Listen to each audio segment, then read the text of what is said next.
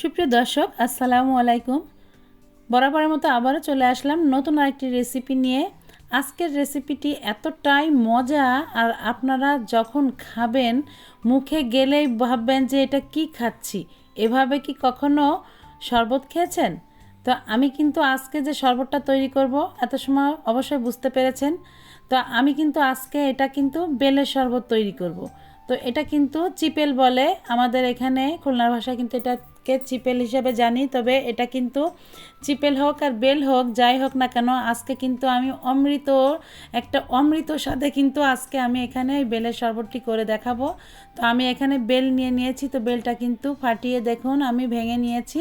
তো বেলটাকে সবার প্রথমে আমি এইভাবেই ভেঙে দেখুন একটি চামচ দিয়ে তুলে নিব।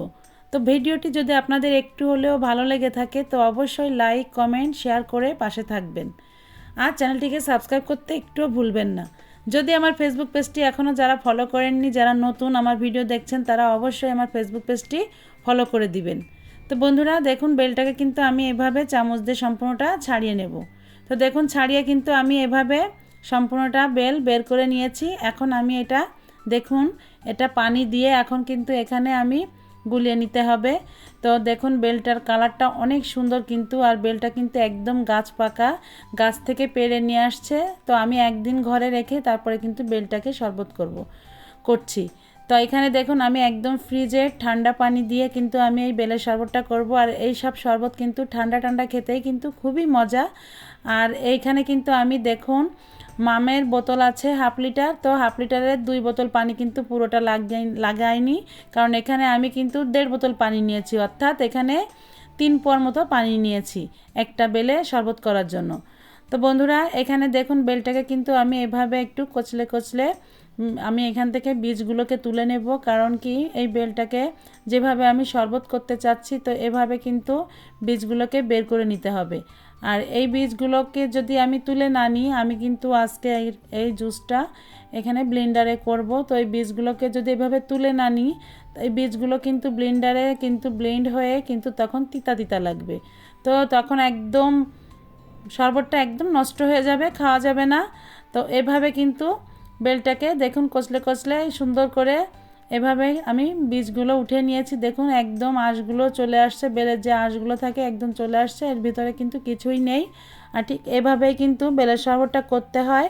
তো খেতে কিন্তু দারুণ মজা লাগে। এভাবেই কিন্তু আমি দেখুন ভিতরে যেসব বিচিগুলো আছে তো এই বীজগুলো কিন্তু আমি এভাবে সম্পূর্ণটা তুলে নেব।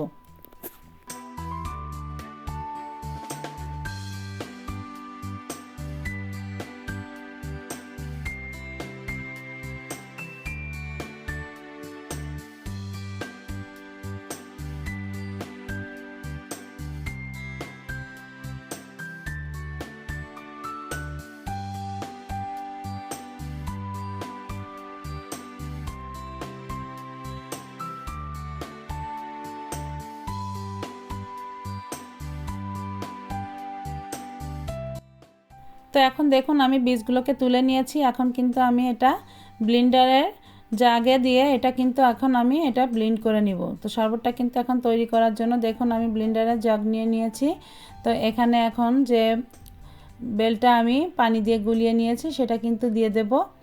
আর এই শরবতটা কিন্তু এতটাই মজা হবে এই গরমে। এই বেলের শরবতটা কিন্তু অনেক উপকারী। যারা বেলের শরবত খেতে পছন্দ করেন তারা অবশ্যই এভাবে বেলের শরবত তৈরি করে খাবেন, মনে হবে আপনার কাছে যে আমি অমৃত খাচ্ছি। তো এটা আসলে এইভাবে বানিয়ে না খেলে কিন্তু কিছুই বোঝা যাবে না। তো দেখুন আমি কিন্তু বেলের শরবতে একটু লবণ দিয়ে দিলাম, আর বেলের শরবতে কিন্তু একটু লবণ দিতে হয়, আর লবণ না দিলে কিন্তু খেতে ভালো লাগে না।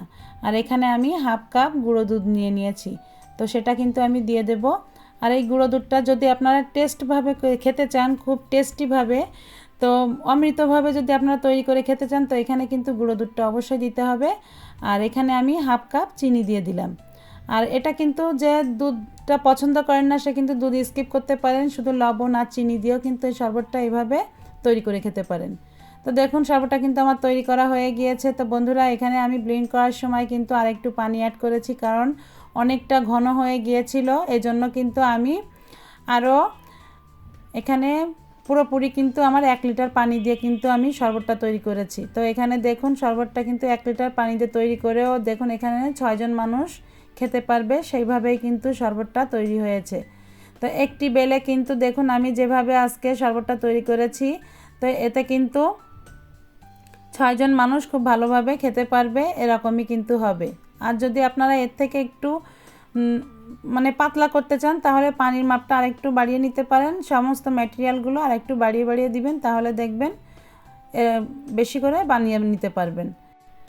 তো বন্ধুরা এই গরমে কিন্তু এতটাই মজা পাবেন, এত রিফ্রেশিং একটা শরবত আপনারা খেয়ে দেখবেন, মন কলিজা পরাণ যাই থাকুক না কেন সব কিন্তু ঠান্ডা হয়ে যাবে। আর যতটা টেস্টি এই শরবতটা, যারা এখনও এভাবে তৈরি করে খাননি তারা রিকোয়েস্ট থাকলো অবশ্যই আপনারা এভাবে তৈরি করে খাবেন। তো আপনারা যদি এভাবে তৈরি করে খান তা জীবনে আর কখনো এইভাবে ছাড়া আর কখনো বেলের শরবত তৈরি করে খাবেন না। আগে যে যা খেয়েছেন সেটা সম্পূর্ণটাই ভুলে যাবেন যদি এইভাবে বেলের শরবতটা আপনারা তৈরি করে খান।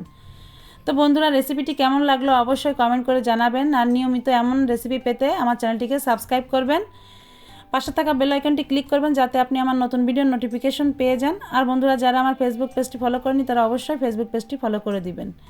আজ এই পর্যন্ত, আবারও দেখা হবে নতুন আরেকটি রেসিপি নিয়ে। সবাই ভালো থাকবেন, আল্লাহ হাফেজ।